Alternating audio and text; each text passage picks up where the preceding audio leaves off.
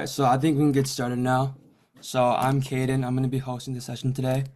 And then this is Embodied Eating, Embodied Living with Mallory Page.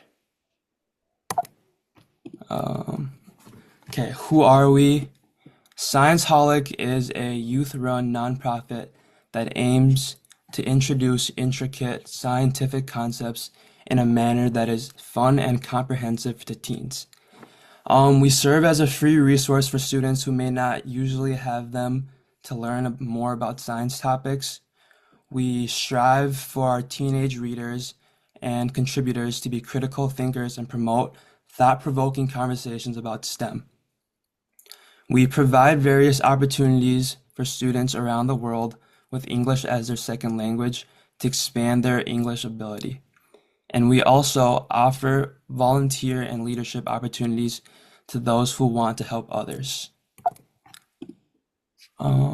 Miss Page, would you like to introduce yourself?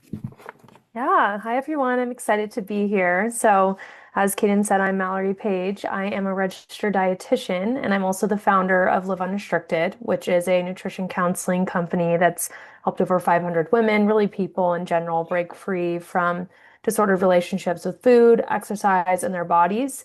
I really specialize in people that may not qualify for clinical eating disorder support or don't think that they're serious enough to get help actually achieve that food freedom and normal relationship with food. But anybody that I work with is going to get that, support to really be able to get to that space wherever they're at in their journey. Yeah, that's great. So we attendees, please send any questions you have in the chat. We will go over them at the end. And then so our first section would be education, and we have like questions in each section. So our first question is, how important is it to choose the right major in college, and how has that helped you throughout your career? I would say it's really critical. I was very lucky because I did know I wanted to be a dietitian when I was in high school, but I don't actually think I realized how important it was for me to know that until I got into college, because dietetics is much more involved than a lot of people think. You have to have your 4 years of prerequisite under a didactic program. That's what it's called. So you can't just go to any nutrition program. You have to have a didactic program. Then you have to get into a matched based internship. And now you actually even have to do grad school along with that. So the problem is there were people that I went to college with, right? And they decided, okay, I actually want to be a dietitian.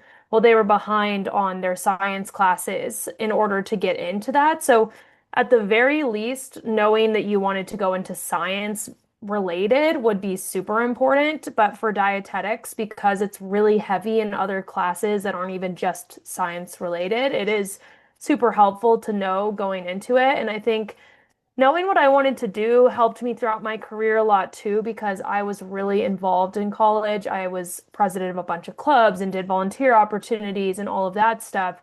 And when I went to apply to an internship, typically how it is in a internship for dietetics is you rank your top choices and then they rank you. And you only get matched to basically the person that ranked you and then how you ranked them. So like it could be your last choice, but they ranked you first. It's kind of confusing. It's changed some now with grad school, but I remember I was actually reaching out to directors beforehand and they were even telling me they wanted me to go to their program. So it helped give me so much confidence because I felt like I had a little more choice. And that was all because I started getting into volunteer and like experience related opportunities early.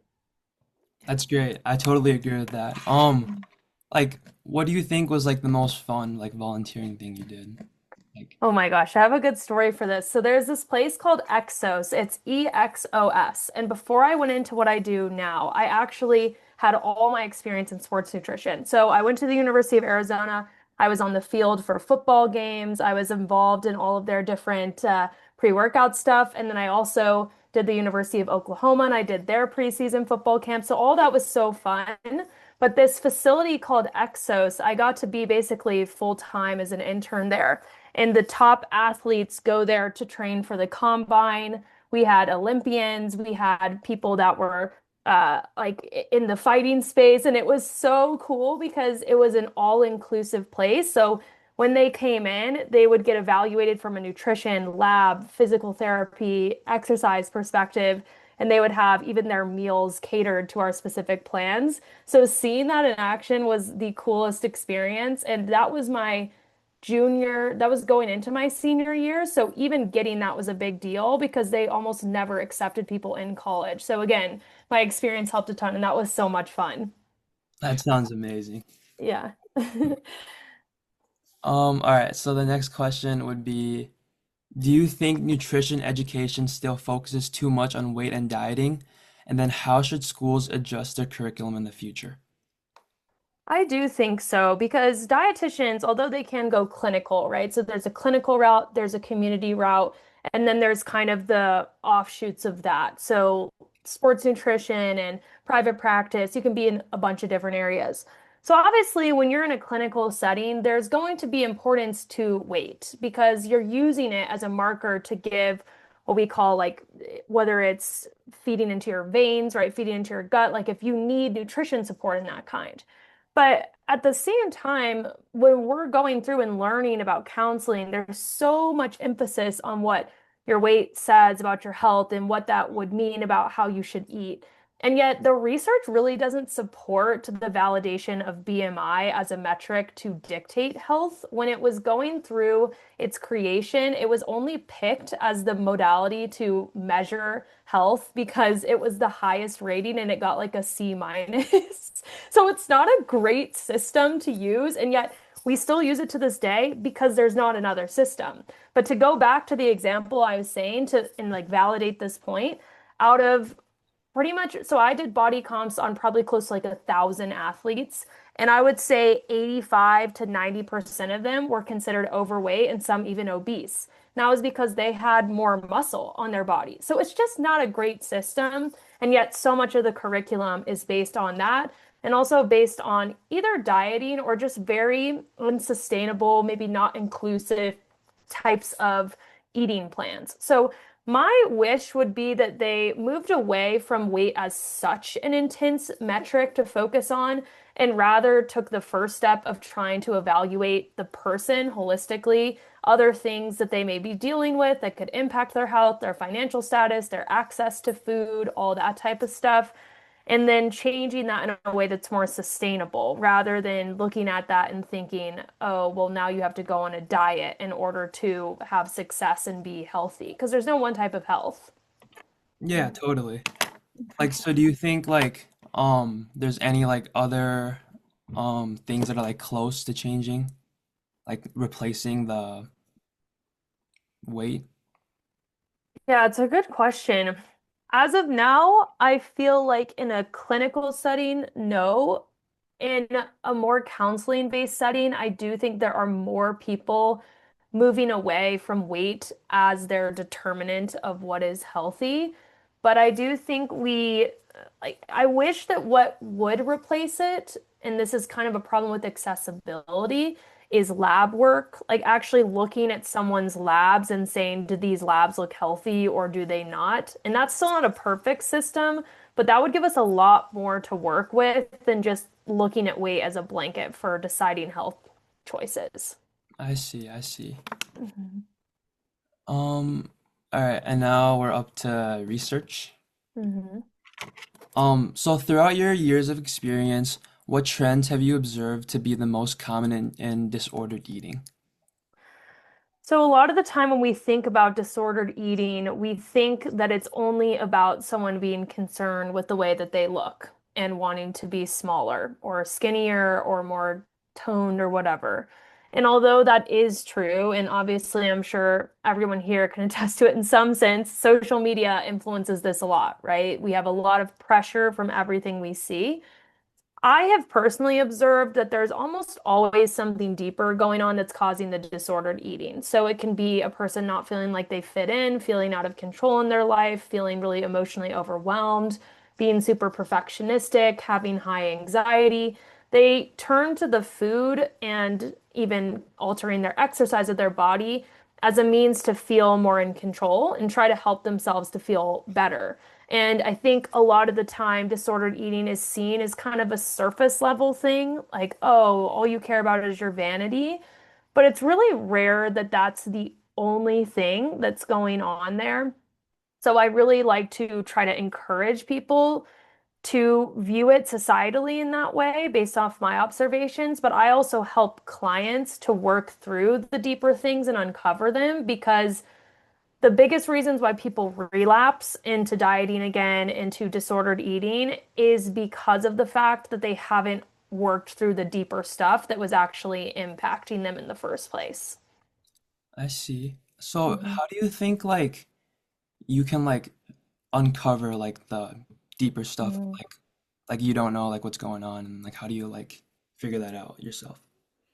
Yeah, if you're trying to do it on your own, then you can start with this is my favorite question that I use with almost all my clients. What people will try to do is they'll say, well, I wasn't doing anything with food at that time, or it's not like anyone commented on my body, which sometimes that happens, right?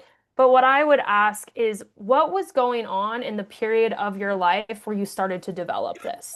Because a lot of the time, the answer is, oh, I started getting really obsessive about my grades, or my parents were going through a divorce, or I was feeling really down about how I looked because my didn't feel like I fit in. So I like to go back and just assess a little more holistically what possibly could have been going on and what people could have been dealing with. And I find that that can help tremendously in actually being able to work through that. I think that's great advice. Um, what areas of disordered eating or body image do you think are most under-researched or misunderstood right now?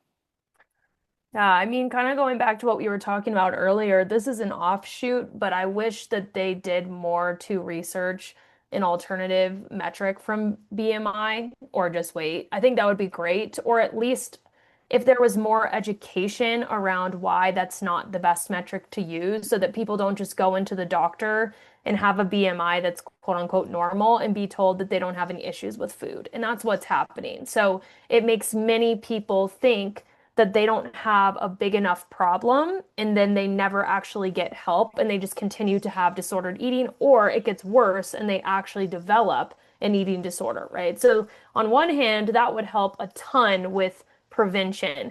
But outside of that, things that I really wish were researched more right now are the ways that neurodivergence, so when I say that, I mean OCD, ADHD, autism, and or mental illnesses, anxiety, depression, I wish it was researched more how those things connect because a lot of the time people are dealing with both of them and they're not getting support that actually ties all of it in. And there is some research around how disordered eating is really a coping mechanism, right? So something we use to deal with our challenging emotions or to deal with stress.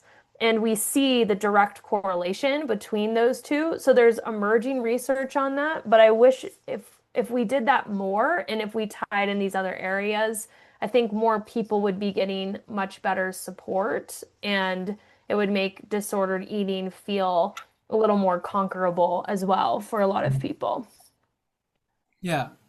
Do you think there's like alternatives to disordered eating or Mhm. Yeah, so there's so many variations of how disordered eating can look, right? So someone could feel like, so for example, right, if we think about the eating disorders, there's anorexia, bulimia, binge eating. All of those same things can show up in disordered eating in the sense that someone could feel like they're out of control around food, someone else could feel like they're obsessed with health, someone else could be obsessed with being very controlled around what they eat.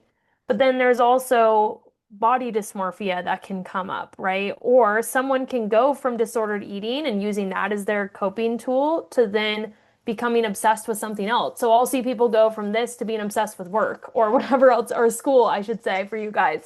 So whatever it is, it can have kind of switches in terms of how you're impacted by it, essentially.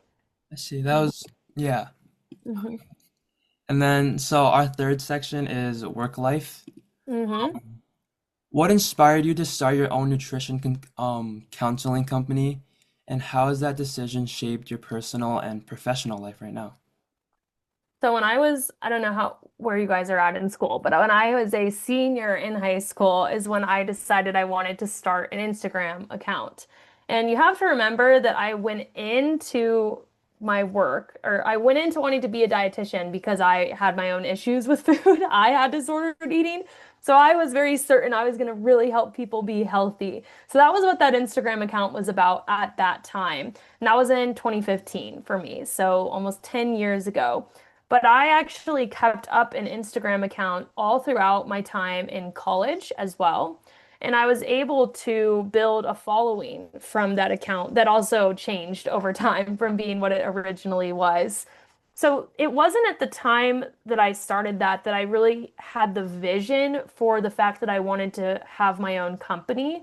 But at the same time, I never felt like I really related to the more traditional types of jobs within the dietetics field, other than, as I said, sports nutrition, but that's a very untraditional job for the dietetics field, even in terms of how it shows up. So once I was graduated from my dietetic internship and I had this following, I thought, well, why don't I start this? You know, I've gotten through my struggles with food. So many other people are struggling with this. I feel like I can support them and I have the education. And that's when I actually ended up doing it. So in a sense, I was very blessed because I was able to quickly scale that company due to the work I put in when I was younger. And it's shaped my personal and professional life because this has been my only job that I've had in dietetics. I've had my company for 5 years. So it's given me all the freedoms and the benefits of, not only doing what I love, but having more flexibility in my schedule. And then also, I think when you're doing something you're so passionate about, it makes your personal life better. You enjoy the day to day more. And that doesn't have to be having your own company, but just doing something you really care about. And also, just, I think there was a level of motivation that even came from having this goal to have my own company because I realized when I was struggling that I needed to recover. If I wanted to help other people, I had to get through this myself. Yeah, I think like passion is something everybody should have or find, like sooner Hmm. or later, you know? Yeah. And then question six, what are some of the biggest challenges you face in your work with clients? So the first thing is affordability, just in general, right? And this doesn't matter if you are on insurance or even if you're not. It's just people have to afford a lot of things. And this is so important, right, to work through disordered eating. But when you are also trying to manage a bunch of other stuff, it is still something that doesn't always come highest on the priority list. So I do a lot of things to try to make sure I have affordable options for everybody in differing levels of support. But that is obviously a more logistical barrier that comes up.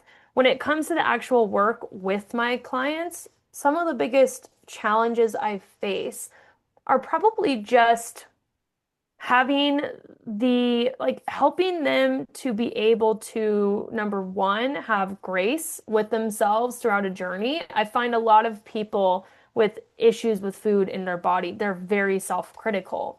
So they want to be able to come in and work with me and expect themselves in 2 days to have everything figured out. And that's so understandable, but at the same time, it's teaching them that it is that sustainable journey that we even want. We don't want everything to happen in one day because that wouldn't actually mean that we've created that significant change. That's the first thing. And then the second thing is because I work with a lot of clients that may have experienced some different traumas or have neurodivergence or other mental illnesses, it's a lot about balancing our focus and care. So if someone is going through, I'm going to call it like a flare in another area of their life, right? If they're feeling like they've been triggered by something, sometimes we have to focus on that in order to be able to continue to move forward with the food.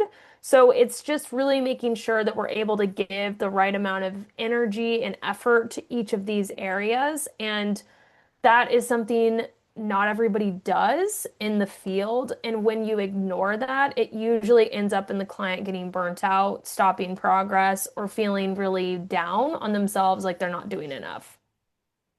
Yeah, I totally agree. I think like when like it's like hard to start something, but like if you keep on doing it, like it becomes a habit, you know? Yes, exactly. Question 7. What has been the most rewarding part of your work so far?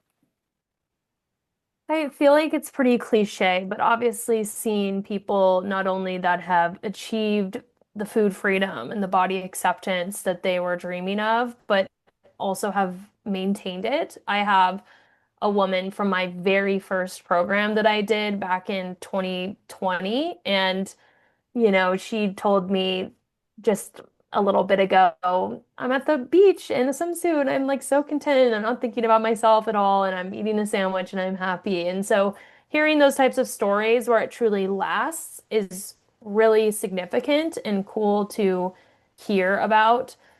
On a more like career-based note, I do feel like something I personally love about being in private practice, but this could also just be in any job that's focused on innovation, is as someone that loves to research and progress and learn and observe, I feel like I get to be really in the field of like what is going on and actually have ideas around what is important to research or dive into more in order to progress the field. So it continues to make me feel excited and I never feel bored by my work because there's always a new type of case. There's always a new thing that you're trying to learn more about. And I personally really value variety in my job. And that's even different than some traditional private practices because I do a business that's based on a few different types of products. I won't get into all of that, but I think it's really fun to get to do the variation in the day to day. Wow, I think that's amazing. Like doing what you like as a job. That just, yeah. Yeah. All right, so this is the live Q&A. Um, Hmm. I've got one question so far. Based on your experience, how have childhood experiences affected patients' eating habits slash perspectives on food? So much. Evan, Oh, Evan, probably. you want to learn an easy but cool move? It's just you go like this, and you bring your leg over, and you go through the leg. So it's like through the legs, but the opposite way. Like not like this, like this. Um, Why? uh, You can maybe mute them. You'll never. You can probably go to their thing. There you go. Um, it's a really good question because it is probably the biggest thing that I see. So let me just give you an example. Obviously, if someone grew up in a household where their parent was really negative about themselves, even if they weren't negative about you, right, and how you looked or how you ate, let's say they just did it to themselves, almost to no fail, the child is going to internalize some of that, and it's going to affect their view on their body, the view on how they eat, right? On the opposite end, you can have someone that grew up with no nutrition education at all, right? Their parents never talked about food. And we don't often think that that could lead to disordered eating, but sometimes it actually does because the person is so confused that they have no basis for what do I do? And it leads to them having patterns that do not make them feel good. So maybe they're using food as a way to bring them joy, but it's too much, right? It's their only thing to bring them joy. Even little things though, like the clean plate club or having food be a reward all the time. Like anytime you did something well, you get to go out for ice cream, but not other times. All of those things really ingrain certain beliefs about food into our mind. And that's even outside of the more tangible food embodiment stuff, kind of what I was talking about earlier in terms of research and what we need to talk about more. If someone grows up in a kind of unstable environment, and it doesn't have to be traumatic, it just means maybe you felt like you were never fully settled and you had a lot of stress, then that often leads to people going to food as their means for control and comfort. And so they may develop disordered patterns for that reason, even though their parents never really said anything too significant about food itself. yeah, I think like the people around you definitely affect that a lot. Totally. Yeah. Um, any other questions, guys? Uh, oh, I got one more. Do you believe that differing cultures affect a patient's willingness to receive help? Yeah, a lot. So I work with clients in all different cultures, and I think it's really, really important to be culturally aware because what can happen is someone won't understand the dynamics of how getting help will work in the family dynamic or how food is viewed. So, as an example, I had a client that, she grew up in a household where culturally she was expected to mimic the food patterns of her family. So like if she ever didn't eat everything on her plate, she was seen as wasteful and inconsiderate and ungrateful. And that relationship, it was not one of which it was easy to kind of push back on that because the parent was seen as the most important voice of reason. Like there weren't boundaries in that way. And sometimes in Western culture, especially in American culture, children will have much more to say and not get as much pushback when they communicate. So, anyways, that's one example where we have to navigate that differently, and it even goes outside of disordered eating. But another thing is demonization of cultural foods. Like we see a lot of people say like, "Oh, it's not healthy to eat rice or something," or "Oh, salsa isn't a vegetable." And a lot of that comes down to cultural discrimination, and we have to educate people that they don't need to view eating their cultural foods as bad things or that they're unhealthy. And if we don't have that conversation or if we don't have acknowledgement around how the family dynamic works culturally or how financial things work in the family, then it can actually create more of a problem. And I think that's part of the reason why people struggle to get help, plus stigma within families culturally, of like therapy being seen as a bad thing or like, why would you need that? Versus that in certain Western cultures is a little bit more accepted or something that people are more open, parents are more open to talking about. Yeah, I definitely agree. I think like even with my family, there's like some things that we do that are like different than Hmm. yeah. Yeah. Oh, this is a cool question. Who is the most famous athlete you have interacted with? When I was at Exos, one of the famous athletes that was in there was called Eric Bledsoe. He was a really good basketball player at the time. We also had an Olympic athlete called, oh my gosh, I think it's Megan Schifrin. She was a silver medalist within snowboarding, which was really, really cool. And then there were a bunch of other football players and athletes too that I wouldn't always know who they were.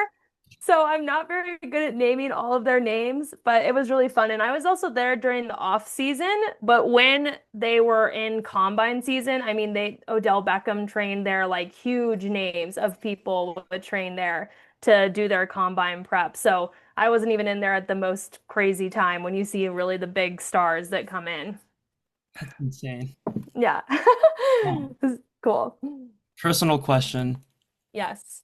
Have you like met any athletes from Minnesota or no? Yeah, I have met athletes from Minnesota. It's funny because my brother, he played basketball, not at a D1 or anything, but he played basketball out there too, and he got to meet some athletes in Minnesota. But again, I'm not very good at remembering all of them. But I have. I remember for sure that I have. And I'm also forgetting. So this is kind of cool. And this is probably a big name, so I don't know why I forgot this. When I was at University of Arizona, and as I said, I was the dietitian, like the main student dietitian there that was interning directly under the head dietitian.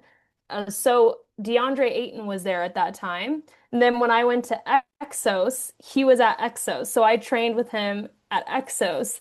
And then he ended up going to the draft when we were there in Phoenix, which is where Exos is. It's in Phoenix. So that was kind of a cool thing. And I got to see him through his journey. Of course, you have to remember, I'm not significant to them because they just see you as someone in like their huge team of people that are supporting them. But it's still cool to see some of like that progression. And then when I was at Oklahoma, there were some really big names that were there. Like CeeDee Lamb was there when I was there.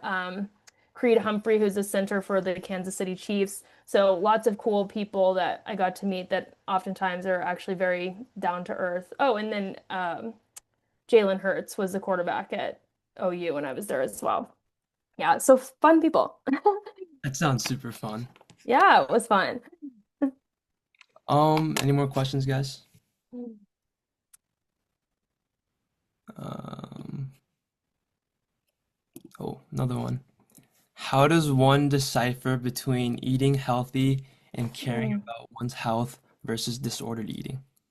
Well, that's such a good question. As I was sharing a little bit about my journey, I had something called orthorexia. So that's basically an obsession with health that becomes unhealthy, which is really hard for people to understand, right? Because it's kind of like, well, how does eating healthy become unhealthy? So a lot of the times you're looking at how much is it impacting you in a way that's really not supportive, right? So there's a difference between, okay, I'm doing these different things and it helps me to feel well and I care about feeling well. And if I don't do this, I'm going to be unhealthy and that makes me feel guilty and stressed and I feel down on myself. And also, even outside of the mental piece of it and how much it can impact you, another thing I would look at too on that note is just like how much are you thinking about it? Are you thinking about it all the time, all day, and just constantly worrying about what you're eating and how you're exercising and what you look like? That's not a great sign. But outside of that too, what's really interesting is there are times you start to notice that your pursuit of health is making you unhealthy. What I mean by that is next thing you know, it's like you're exercising so much you feel exhausted, like you can never rest, or you're eating in a way, but you're still hungry, or you don't feel energized, or you can't go out and socialize with people because your food habits are so strict. And then even like your sleep and different things can get impacted. So if the point is to be healthy, but you start to notice that holistically, mentally, physically, emotionally, it's not actually leading to you being healthy anymore, that's where you have some good indicators that it's kind of negatively impacting your health in a way that's not supportive. When I was in my eating disorder, I was convinced that what I was doing was really healthy and everybody thought I was healthy. But then I exercised way too much, right? And I at the age of 23 was told that I had like 20% cartilage left in my knee because of what I did. And it's like I was doing all the right things, but it obviously was not right for my body to do that extreme. So,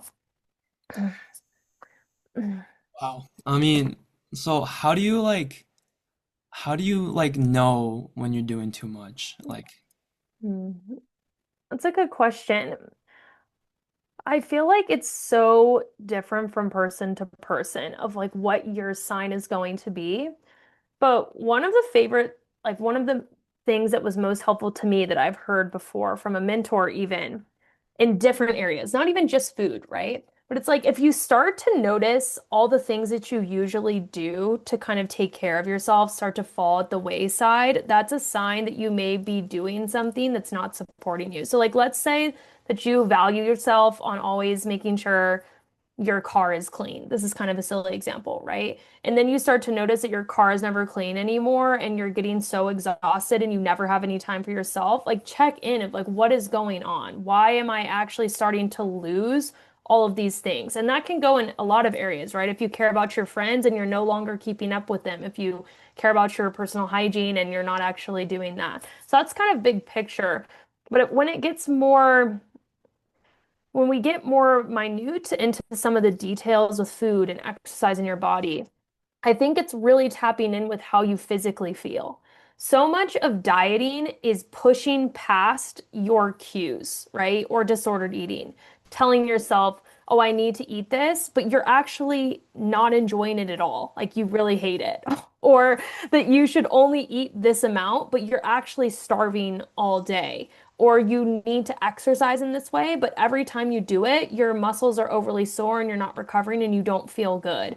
So I think it's really important to take time to check in with yourself and ask, how am I actually feeling? And is this being supportive to my overall life and the habits I usually can keep up with? So that's kind of what I would say, but you can get more in depth with it if you kind of know the areas of which are showing up for you and assess even deeper. That's great advice. Hmm. Um, Anyone else? Or uh, I'll wait a little bit. Let's see. Okay. Oh, have you met any athletes who had eating disorders? Yeah, that was actually part of what made me want to go into it because it is really common. So there's almost there's two different ways it can show up. So I'm going to actually share both examples. We had athletes that had so little nutrition education that they literally didn't know anything. And this is a true story. Like it sounds like I'm going to make this up.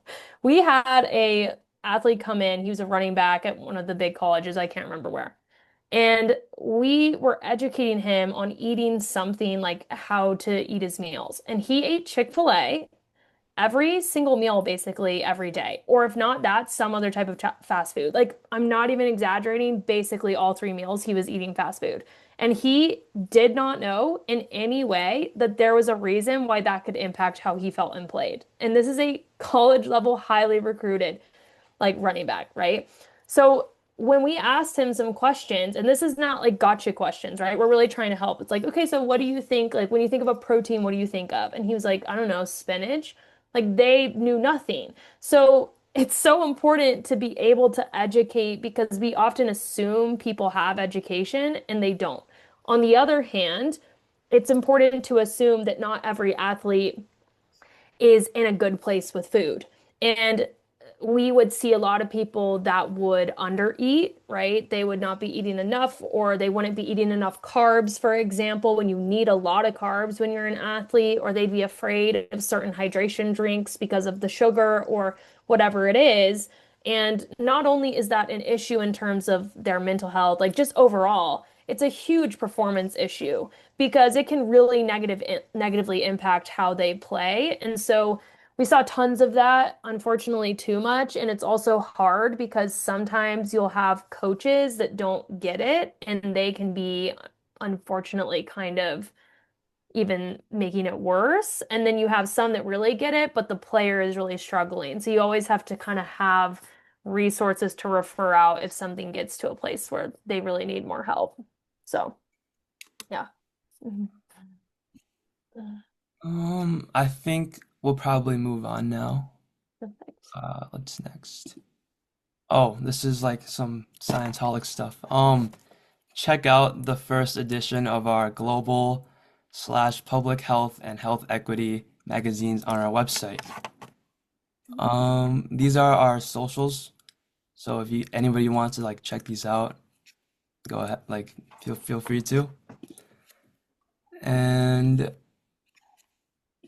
this is so if you want to work with us, you can join as a team member, content editing, art, outreach, social media, AP Toolbox ambassador, or you can do like blog and magazine submissions, and you can also join our mailing list. Here's the link tree if you want to scan it. Anyone? All right. And then thank you to our partners. Oh, thank you for joining us today.